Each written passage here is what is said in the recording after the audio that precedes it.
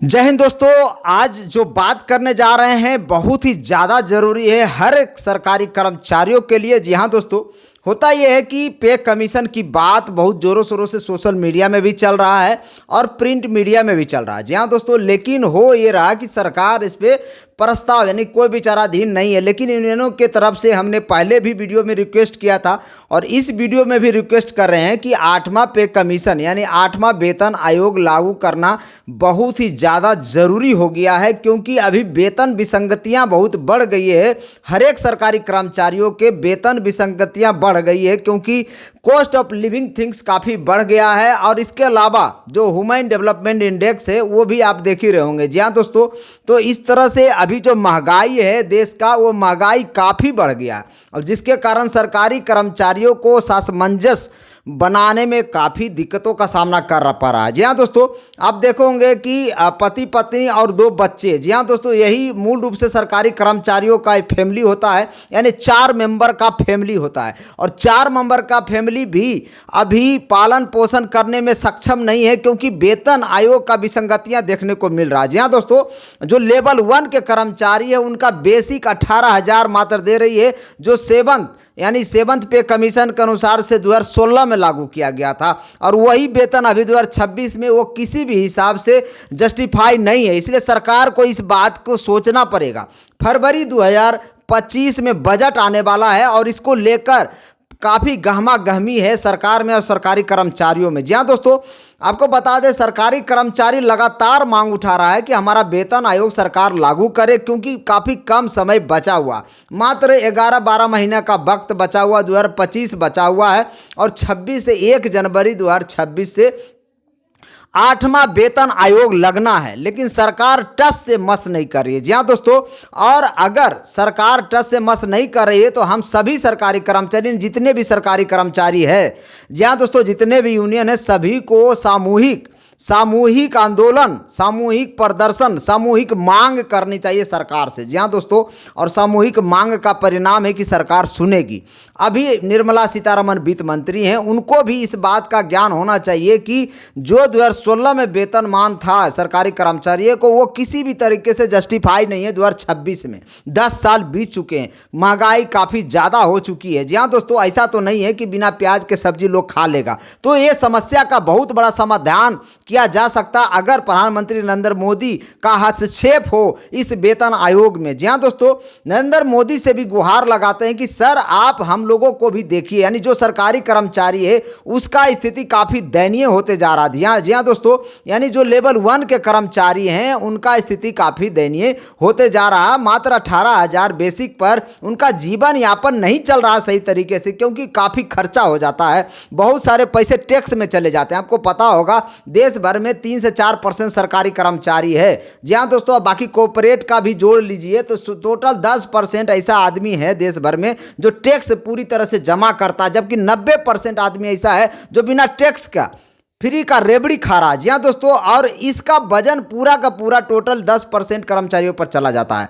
तो आप सोचिए, जो सरकारी कर्मचारी है उसको वेतनमान सरकार देती है, लेकिन उसका भी बहुत सारा पैसा टैक्स में चला जाता है। यानी एक तरह से कहें तो 12 महीने जॉब वो करता, लेकिन 11 महीने का सैलरी मिलता है उसको।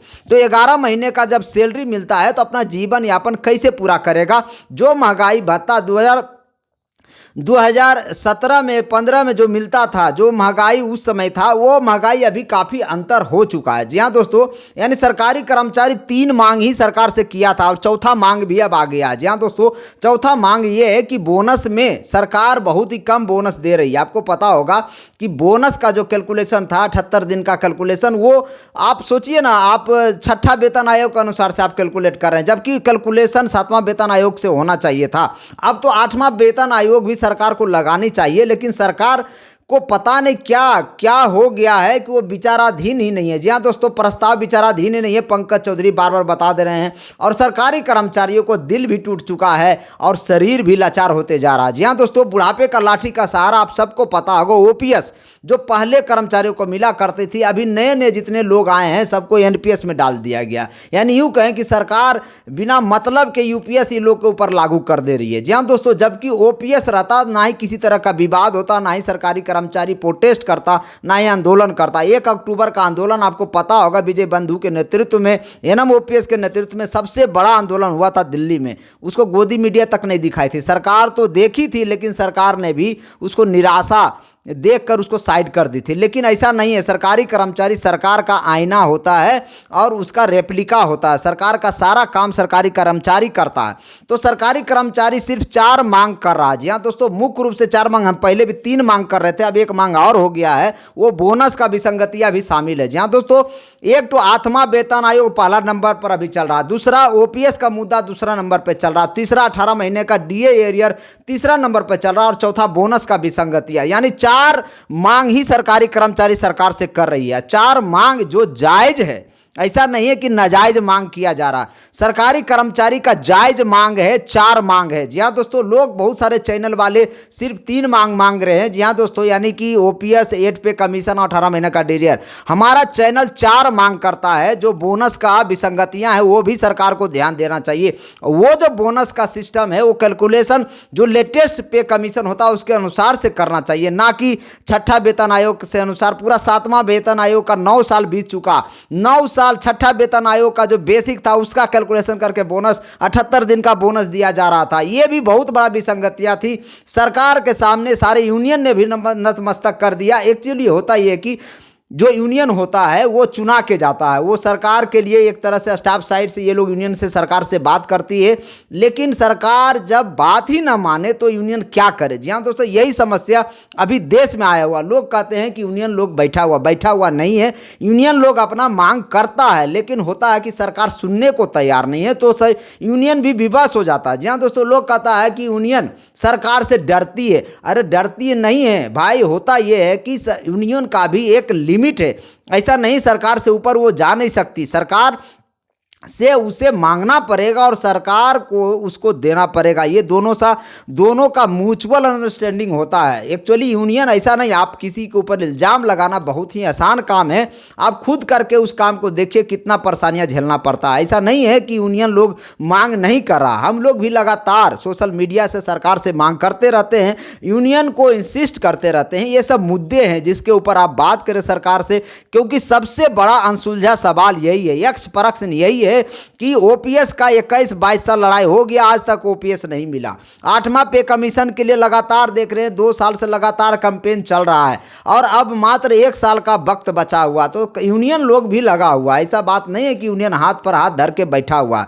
अभी एक्ट अप्रेंटिस का मामला बहुत जोर शोर से चल रहा है। जी हाँ दोस्तों, एक्चुअली देखिए बताते हैं ये है कि जो एक्ट अप्रेंटिस होते हैं रेलवे में, खास करके जो 1 साल तक हम देखते हैं सब लोग यहाँ पर आकर अपना सेवा देते हैं, अपना काम करते हैं, काम सीखते हैं, अपना हुनर सीखते हैं और उस हुनर के बदौलत रेलवे में नौकरी मांगते हैं। पहले के ज़माने में एक्ट अप्रेंटिस लोग करते थे, उनको नौकरियाँ मिल जाती थी, आसानी से मिल जाती थी। आजकल सिस्टम सरकार ने उसके 20% का एक नियम लगा दिया। जी हाँ दोस्तों, होता ये है कि 1 लाख 2 लाख इस तरह से अप्रेंटिस लोग करके बैठे हुए हैं, पहले से भी अप्रेंटिस करके बैठे हुए, उनको सरकारी नौकरी नहीं मिल रहा, रेलवे में भी नौकरी नहीं मिल रहा। आप खुद सोच सकते हैं कि जो लोग रेलवे का काम सीखे होंगे क्या वो दूसरा काम कर पाएंगे, क्या नहीं कर पाएंगे। इसलिए रेलवे अगर एक्ट अप्रेंटिस के द्वारा 1 साल रेलवे के लिए सेवा किया हो तो रेलवे में ही उसका नौकरी फिक्स होना चाहिए।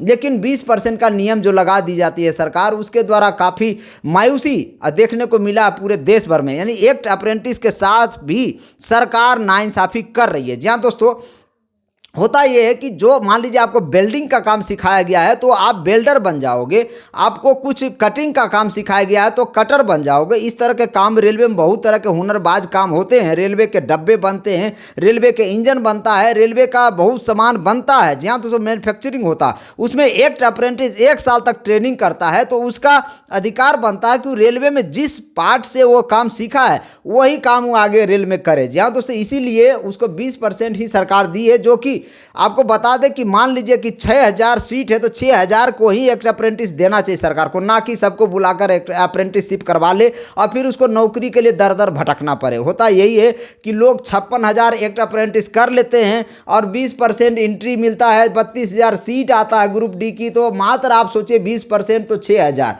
6,000 या 7,000 आप सोच लीजिए, तो 6 छक 36, 5,500 मान के चलिए, 5,500 एक अप्रेंटिस को नौकरी देगी सरकार, तो बाकी लोग क्या करेंगे? ये सब सवाल है, बहुत बड़ा सवाल है। 56,000 एक अप्रेंटिस आपने करवा लिया, आप 32,000 पोस्ट निकाल रहे हैं, 32,438 पोस्ट मात्र आया है ग्रुप डी का। सोचिए कितना कम पोस्ट है, तो सरकार को पोस्ट बढ़ाने की ज़रूरत है। जी हाँ दोस्तों, जितने भी टीचर हैं, खान सर टीचर हैं हमारे पटना में या फिर दिल्ली में, सभी जगह पर ये ग्रुप डी को पढ़ाते हैं, तो उनसे भी अपील करते हैं कि ये पोस्ट बढ़ाने की ज़रूरत है, उसके लिए आप लोग प्रोटेस्ट करें, उसके लिए सरकार से मांग रखें।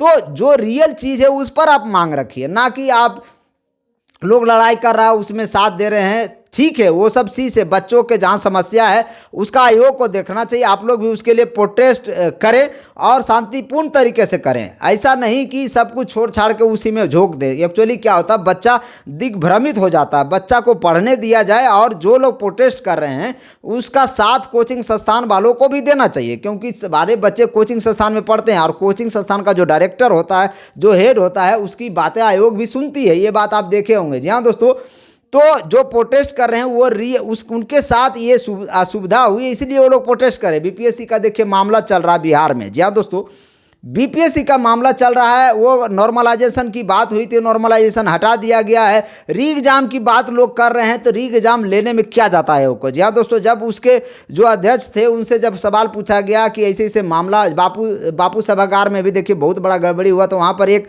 व्यक्ति, एक स्टूडेंट की मौत भी हो जाती है। जी हाँ दोस्तों, आप सोचिए वो लड़का काफ़ी होनहार लड़का था, वो एसडीएम बनता और उसकी वो मृत्यु हो जाती है संघर्ष में, इस आंदोलन में। सोचिए उसकी क्या गलती रही होगी। जी हाँ दोस्तों, तो इस तरह से गलती लोग करते हैं, उसका सजा स्टूडेंट को मिलता है, ये गलत है। जी हाँ दोस्तों, तो री एग्जाम लेने में आयोग को क्या जाता है? अब लोग बोल रहे हैं कि वहाँ पर काफ़ी पैसा लगेगा, हर एक सेंटर मैनेज करना पड़ेगा, तो लोग पैसा चंदा के रूप में सबसे ले लीजिए, लेकिन री एग्जाम करवाइए। जी हाँ दोस्तों, क्योंकि स्टूडेंट जो है ना, जिस ओर जवानी चलती उसी ओर जमाना चलता है। तो स्टूडेंट जो सारे लोग अगर मांग रहे हैं तो गलतियाँ हुई है, और जब वीडियो वायरल हुई है उसका भी गलती है। बाबू सभागार का भी वीडियो वायरल हुआ है। इसके अलावा बहुत सारा ऐसा सेंटर था बिहार में बीपीएससी का जहां पर धांधली हुई है। जी हाँ दोस्तों, एक वीडियो तो हमने खुद देखा था जहां पर लोग चोरी करवा रहे थे। सोचिए, उस वीडियो का भी प्रमाण है। तो अब क्या करेगा स्टूडेंट को? आप बोलेंगे कि वो जाकर वो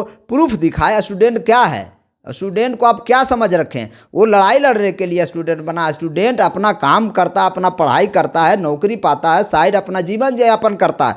आप उसको आप गवाह के रूप में देख रहे हैं। जब एक दो वीडियो ऐसा आपके पास आ गया है और सारा प्रोटेस्ट करा, एक आदमी गलत हो सकता है, एक आदमी गलत हो सकता है, 100 आदमी गलत हो सकता है, क्या 1 लाख आदमी गलत हो सकता है? क्या 3-4 लाख? आप देख लोगे पटना के सड़कों पर पूरा जाम हो गया, पूरा स्टूडेंट काफिला लेकर उतर गया है, री एग्जाम की मांग कर रहा है। तो पूरा लोग गलत तो नहीं हो सकता, इसका मतलब धांधली हुआ है। जी हाँ दोस्तों, इस सत्यता को जांच तो आयोग को करनी चाहिए, ना कि स्टूडेंट को करनी चाहिए। स्टूडेंट क्या करेगा? प्रूफ के तौर पर 2-4 प्रूफ होए उसके पास, वो तो आपको दिखा दिया, और उसी प्रूफ के चक्कर में एक की जान चली गई। सोचिए कितनी बड़ी दुर्घटना की बात है। जी हाँ दोस्तों, यानी री एग्जाम अगर करा ले तो क्या दिक्कत है? जी हाँ दोस्तों, इसीलिए प्रोटेस्ट हो रहा है। दूसरा तरफ एक अप्रेंटिस रेलवे में जो 1 साल काम करता है, वो काम सीख लेता है, अब उसको नौकरी नहीं दे रहे हैं, ये सब भी बहुत गलत है। जी हाँ दोस्तों, वैकेंसी आप 32,438 पोस्ट निकालेंगे तो किसको नौकरी मिलेगा? दूसरी बात, एक लेटर अभी वायरल हुआ था 10th, यानी कि जो 10th किया हुआ है, जो ITI किया हुआ है और जो इक्विवेलेंट कोर्स किया है, वो इसको भर सकता है। पहले नोटिफिकेशन 2016 का नोटिफिकेशन, 2019 का नोटिफिकेशन आप देख लीजिए। 2019 का नोटिफिकेशन जब रेलवे निकाला था, उसमें साफ लिखा था कि ग्रुप डी के लिए ITI अनिवार्य है। आप सोचिए, पहले अनिवार्य नहीं था, फिर 19 में आया कि अनिवार्य हो गया, और 24 में फिर वैकेंसी निकालते हैं, इसमें आप सबको अलाउ कर दिए। तो इससे क्या होता है, ITI जो कर के लोग बैठे हैं उनके साथ विसंगति पैदा हो जाता है, असमानता पैदा हो जाता, इसीलिए लोग जो होते हैं सड़क पर आ जाते हैं। कारण यही है। आप एक नियम बनाएं, यूनिफॉर्म नियम बताएं। यूनिफॉर्म नियम जब बनाएंगे तो किसी को दिक्कत नहीं होगा। ग्रुप डी में भी कुछ ऐसे पोस्ट होंगे, जिसमें ITI कंपलसरी कर दीजिए। कुछ पोस्ट हैं जो 10th लेवल के लिए हो। तो ये सब चीज़ें बनाने की ज़रूरत है, यूनिफॉर्म चीज़ करने की ज़रूरत है। यूनिफाइड सिस्टम जब आप लागू करेंगे तो किसी को गिला शिकवा नहीं रह जाएगा।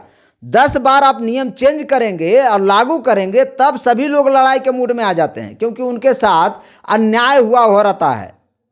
और यही कारण है पूरे देश भर में बवाल मचा हुआ है। आप इस बात को देख लीजिए, किसी भी स्टेट का एग्जाम निष्पक्षता पूर्वक नहीं होता। हर एक एग्जाम में कुछ न कुछ धांधली होता है और उसका पैसा ऊपर तक पहुंचता है। आप सोचिए कारण क्या है। हर एक, आप कोई भी एग्जाम ले लीजिए, सही तरीके से एग्जाम ये लोग नहीं करवाता। हर जगह कुछ न कुछ इसका फॉल्ट रहता है। आप देख लीजिए, यही कारण है कि पूरे देश में बवाल मचा हुआ है। और खास करके एग्जाम को लेकर कोई भी सरकार हो, बीजेपी सरकार हो, कांग्रेस सरकार हो, आम आदमी पार्टी हो, कोई भी निष्पक्ष तरीके से एग्जाम करा ही नहीं सकती। अभी ऐसा सिचुएशन है। आप जाके देख लीजिए, आप गूगल खोलकर सर्च कर लीजिए, हर एक एग्जाम में धांधली हुई है। अभी कुछ दिन पहले उत्तर प्रदेश में जबरदस्त प्रोटेस्ट हुआ था। एक ही दिन में एग्जाम लेने का प्रोटेस्ट कर रहे थे सब, क्योंकि धांधली ना हो, कम से कम धांधली हो। वहाँ भी पेपर लीक हो गया, बिहार में पेपर लीक हो गया, झारखंड में पेपर लीक हो गया। झारखंड का एसएससी का मामला आप देख लीजिए। तो आप बता दें कि पूरा देश में कोई भी राज्य ऐसा नहीं है जो निष्पक्ष पूर्वक एग्जाम करा लेता हो। आप देख लीजिए, नीट में 30 लाख रुपया देकर पेपर खरीदा गया। नीट का एग्जाम, लोग डॉक्टर क्या बनेंगे, चीरने के लिए आंख चीर देंगे कुछ और। तो ये सिचुएशन हमारे देश का है एग्जाम का। आप सोचिए कितना विडंबना की स्थिति, कितना दुर्लभ स्थिति में हमारा देश चल रहा है। एक भी एग्जाम सही तरीके से नहीं होता, ना ही टाइम पे होता है। आप देख लीजिए, एमपी एमएलए का चुनाव जब कराना रहेगा ना, टाइम से पहले कर लिया जाता सरकार, क्योंकि उस पर फोकस रहती है, उनको मंत्री जो बनना रहता है। लेकिन और पुलिस का एग्जाम हो, दरोगा का एग्जाम हो, बीपीएससी का एग्जाम हो, यूपीएससी का एग्जाम हो, सब जगह देख लीजिए, हर जगह गड़बड़ी ये लोग करते रहते हैं। स्टेट का कोई भी एग्जाम साफ सुथरा नहीं होता इन लोग से। सारा चीज आप ही का है, तंत्र आपका, सब कुछ सिस्टम आपका, फिर भी आपके साथ गड़बड़ी होता है, क्योंकि उस तंत्र में कुछ लोग हैं जो गड़बड़ी करते हैं और उसका लेवी ऊपर तक फैला हुआ है। ये सबको पता है, आम जनता भी देखते रहती है। आम जनता तो 5 किलो अनाज पर बिक जाती है। आप सोचिए कितनी बड़ी विडंबना है। बहुत सारे बातें फिलहाल जो रेल कर्मचारी है या जो भी सरकारी कर्मचारी है, 4 चीज़ मांगता है और 4 चीज़ अगर सरकार दे दे तो किसी तरह का विवाद ही खत्म हो जाएगा। चैनल वाले को क्या 10 गो के बुला के इंटरव्यू ले लेके अपना चैनल चला रहा है, अपना व्यूअर्स बढ़ा रहा है, उसका क्या है। सारा विवाद का जड़ इस 4 मैटर पर है और हम यही बोलेंगे 4 मैटर सरकार मान ले। सरकारी कर्मचारी को अगला कोई मांग नहीं है अभी फिलहाल। बाकी और वेतन विसंगतियां होगी तो मांग करेंगे लोग, लेकिन अभी फिलहाल 4 ही मांग है। 8वां वेतन आयोग, ओपीएस, 18 महीने का डीए एरियर और बोनस का विसंगति। 4 मांग खुलेआम, खुले ओपन डिजिटल तरीके से हम मांग करते हैं सरकार से। 4 मांग जिसको सरकार जल्द से जल्द पूरा करे, नहीं तो सरकारी कर्मचारी मन बना रहा, धीरे धीरे लड़ाई लड़ रहा था, अब भी लड़ेगा, पहले भी लड़ेगा, लड़ते लड़ते मर जाएगा। यही तो होगा, और होगा क्या। सरकार क्या करेगी, सरकार तो देगी, कुछ नहीं देगी, चलता रहेगा ये सिलसिला। पिछले 20-22 साल से ओपीएस मांगी तो रहा है, सारा यूनियन लगा हुआ है, सारा नेता लगा हुआ, आज तक हिला क्या। इसलिए सोशल मीडिया हो, प्रिंट मीडिया हो, लगातार मांग करते रहिए, हैशटैग ओपीएस चलाते रहिए। एक्ट अप्रेंटिस वाला जो बोल रहे ट्विटर हैंडल पे ट्रेंड करवाएंगे, ट्रेंड करवाइए, दिन भर ट्रेंड करवाइए, तभी जाकर सरकार सुनेगी आपकी। अभी के समय में सब एक दूसरे को टांग खींचने पर लगा हुआ है, ना कि सपोर्ट करता। सपोर्ट करना चाहिए एक दूसरे का, ये भावना ही मर गया सबका। तो यही सब बातें हैं, बहुत सारे विसंगतियां हमारे देश में हैं। एक्ट अप्रेंटिस के साथ भी नाइंसाफ़ी हो रहा है, सारे सरकारी कर्मचारी के साथ नाइंसाफ़ी हो रहा है। जो पहले के सरकारी कर्मचारी थे उनको ओपीएस मिल रहा है। वो इस प्रोटेस्ट में आप देखे होंगे 1-2 आदमी ही उसमें सहयोग कर रहे हैं, बाकी सब नए जो एनपीएस वाले हैं वही लोग प्रोटेस्ट कर रहे हैं। अगर पुराने लोग भी साथ दें तो जो हुजूम है, जो मास है, और बढ़ेगा, सरकार के ऊपर और दबाव बढ़ेगा। इसलिए सरकारी कर्मचारियों सभी को जागना होगा। और ये जो ओपीएस का मांग है, ये सिर्फ सरकारी कर्मचारियों का फ़ायदा नहीं होगा, ये जो लोग आम पब्लिक है उसका भी फ़ायदा होगा। गरीब मजदूर किसान का बेटा जब नौकरी में आएगा उसको भी ओपीएस मिलेगा। तो ये सबके लिए फ़ायदे का चीज़ है, किसी के लिए घाटा का चीज़ नहीं ओपीएस। तो सरकार को इस बात पर सोचना चाहिए। और जितने भी सरकारी कर्मचारी हैं, जितने भी आम जनता हैं, अगर मेरे वीडियो देख रहे हैं तो इस बात को आपको ध्यान होना चाहिए कि इसमें सहयोग करें ओपीएस के लिए, ओल्ड पेंशन स्कीम के लिए, क्योंकि आपका भी बेटा सरकारी नौकरी करेगा एक दिन, उसको भी ओपीएस की ज़रूरत होगी, बुढ़ापे के लाठी का सहारा बनेगा। और एक बात और बता देते हैं, जब इतना बात बता ही रहे हैं तो एक बात और बता देते हैं कि आपका एक ओपीएस 3 पीढ़ी को तार देगा। एक ओपीएस 3 पीढ़ी को तार देगा, इस बात को ख्याल रखिएगा। हम ऐसे ही नहीं वीडियो बनाते हैं, हम सच्चाई से रूबरू कराते हैं। जो मन में आता है इसे आलतू फालतू नहीं बोलते हैं, जो ज़रूरत की चीज़ होता है वही हम बोलते हैं अपने चैनल पे, और खुलकर बोलते हैं। 10 गो का इंटरव्यू नहीं लेते हैं, क्योंकि हमारे पास इंटरव्यू लेने का सिस्टम यहाँ पर नहीं है। लेकिन जो चलता है रिसेंट में वो सब हम गूगल से पढ़ते हैं, और वही चीज़ बोलते हैं, जो दिखता है वही हम बोलते हैं, जो हो रहा होता है वही हम बोलते हैं। ये संयोग नहीं है, ये प्रयोग है, और हम प्रयोग करते रहेंगे। जब तक मेरा चैनल है जब तक प्रयोग करते रहेंगे। बहुत लोग हमको कमेंट किए थे कि आपका चैनल को डिलीट करा देंगे। करा दीजिए, हमको कोई घंटा नहीं फर्क पड़ता है, डिलीट करा दीजिए। कमेंट किए थे, कर दीजिए। आपको अगर खुशी होता है मेरे चैनल डिलीट कराने में तो डिलीट करा दीजिए, फिर से बनाएंगे चैनल, ऐसा क्या है। बाकी आप खुद समझदार हैं। मेरे चैनल पर नए हैं, लाइक करिए, शेयर करिए, सब्सक्राइब करिए, और जो ऑथेंटिक न्यूज़ होगा वही हम अपने चैनल पर डालेंगे, और हम खुद आकर वीडियो बनाएंगे।